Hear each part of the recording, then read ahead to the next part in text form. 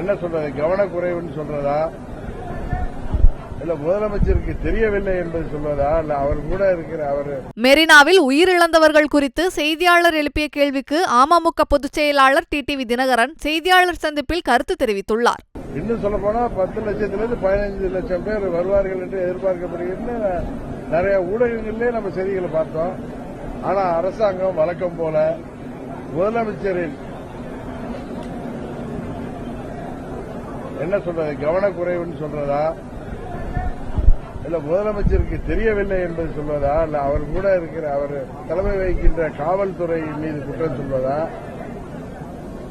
இவ்வளவு இட நெருக்கடி ஏற்பட்டு ஸ்டாம்பீட்ல 5 பேர் உயிரை இழந்திருக்கிறார்கள். இந்த விஞ்ஞான விபத்தில் இவ்வளவு விஞ்ஞான வளர்ச்சி அடைந்திருக்கிறார்களா, இது முழு பொறுப்பும் முதல்வர் அவர்கள் ஏற்க வேண்டும்.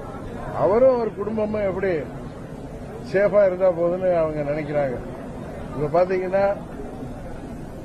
பெண்களுக்கு எதிரான குற்றங்களாக இருக்கட்டும், செயின் பறிப்புகளாக இருக்கட்டும், அதுபோல வழிப்பறிகள், இது பெய்ட் கில்லர்ஸ், கூலிப்படைகள் மூலம் கொலைகள் ஆகட்டும் தமிழ்நாட்டில் அதிகமாயிட்டே போகுது. இதுக்கெல்லாம் காரணம் போதை மருந்து பழக்கம், கஞ்சா மற்றும் போதை மருந்து வியாபாரத்தால. அதையெல்லாம் அந்த அரசாங்கம் கட்டுப்படுத்த தவறியதால ஏற்கனவே இங்கு